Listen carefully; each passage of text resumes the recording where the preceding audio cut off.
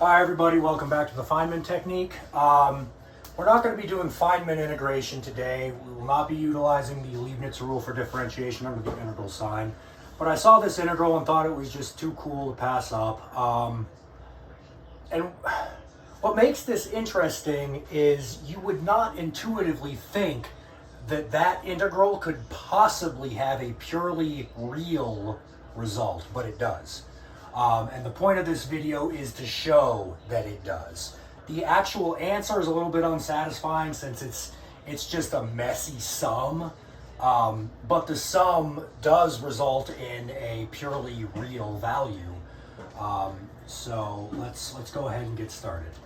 Now, even though we're not going to be utilizing the Leibniz rule for differentiation under the integral sign, I am going to create a function of t that's equal to the integral from 0 to pi over 2 at pi of tangent to the t of x dx. All right. And then we'll perform the substitution that x is equal to the arc tangent of u. Therefore, dx is equal to 1 over u squared plus 1 du. All right, so that's going to give us f of t equal to the integral from 0 to infinity. Let's see.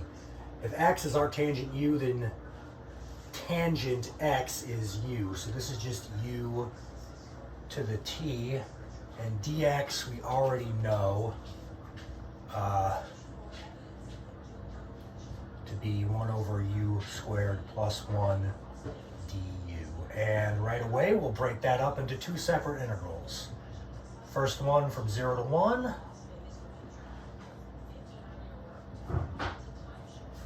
And the second one from 1 to infinity.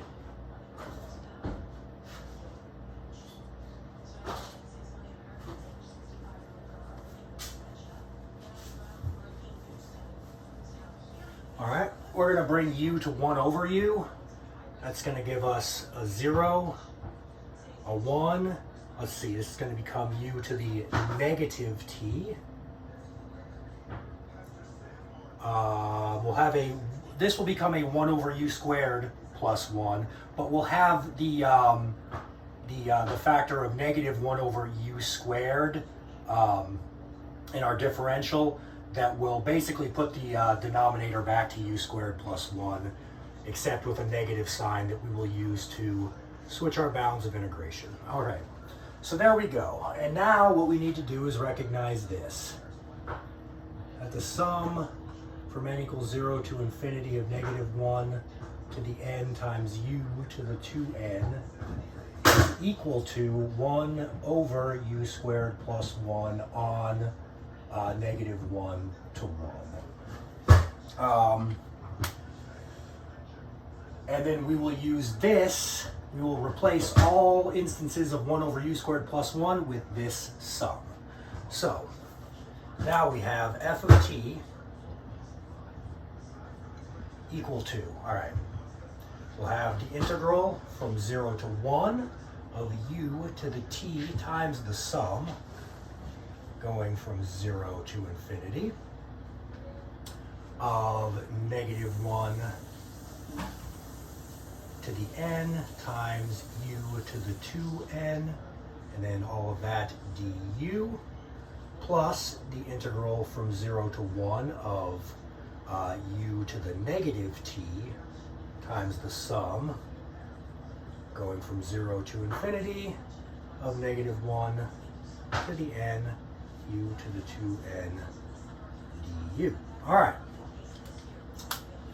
So let's perform some manipulation. Let's bring this u to the t inside to make this a u to the 2n plus t.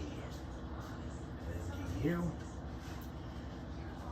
And we'll do the same thing over here. This is going to become a 2n minus t. We still have the du. And now let's switch the summation and integration notations on both of our both the parts here. So first, we'll have the sum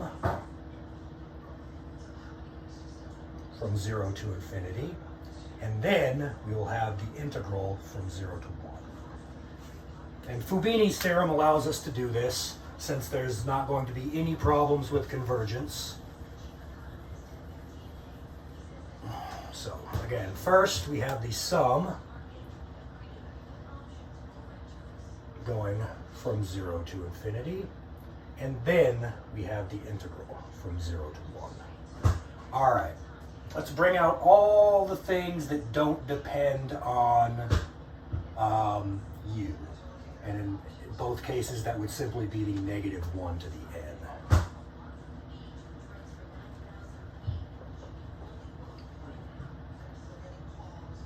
All right, now this integral right here will evaluate to 2n minus t, or 1 over 2n plus 1 minus t.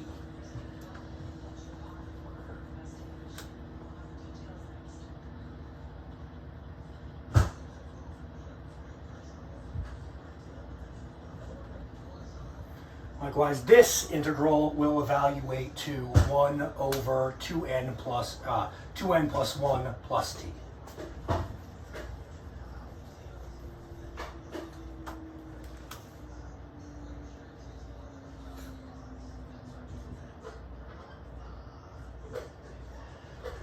Okay, now let's go ahead and put a parentheses around here and a parentheses around here. Okay. Why did I do that? Well, this 2n plus 1 is always just a constant, and that t is always just a constant. Likewise, this is a constant, and this is a constant. What we're going to do now is we want to have both of these sums have the same denominator. All right, so to accomplish that, we're going to multiply the top and the bottom of this one by 2n plus 1 minus t.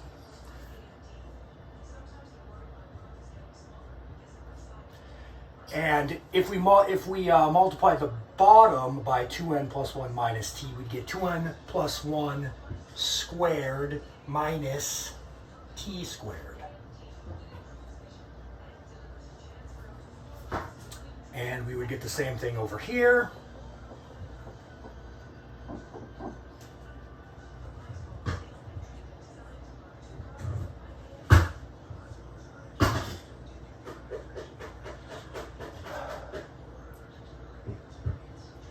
And you know what? I forgot to mention up here that f evaluated at the point I is going to give us big I. Yeah, that was the whole point. Okay, so where was I? Yeah, I was multiplying the top and the bottom of this by 2n plus 1 plus t.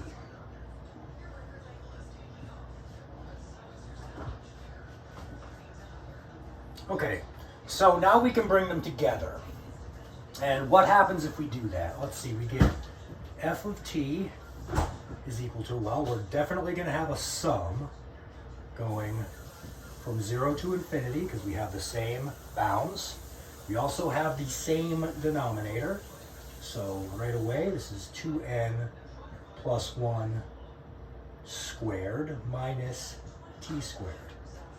And then let's see, we have a common factor of -1 to the n.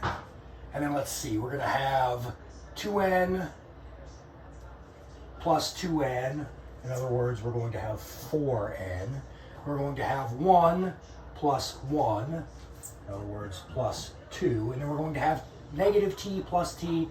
In other words, nothing. Okay, let's factor out a 2.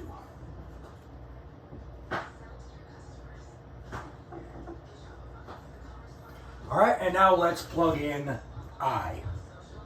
So that's going to give us well, we're going to evaluate our function of t at the imaginary unit. That's what I mean by plugging in I. So big I is going to equal to this thing evaluated at the imaginary unit. So that's going to be the sum as n equals 0 to infinity of -1 to the n over 2 times 2n plus 1 over 2n plus 1 all squared minus I squared, in other words, plus 1. And there we go. And as you can see, this is a purely real result.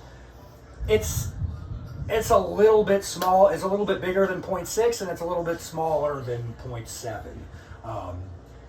And I don't think it can be expressed in like hyperbolic, with hyperbolic trig functions and things like that, if you know some really advanced stuff. But that's beyond the scope of this channel. So I believe I did what I set out to do, which is show that this has a purely real result, namely this. So anyway, guys, I hope you enjoyed that, and I'll see you next time.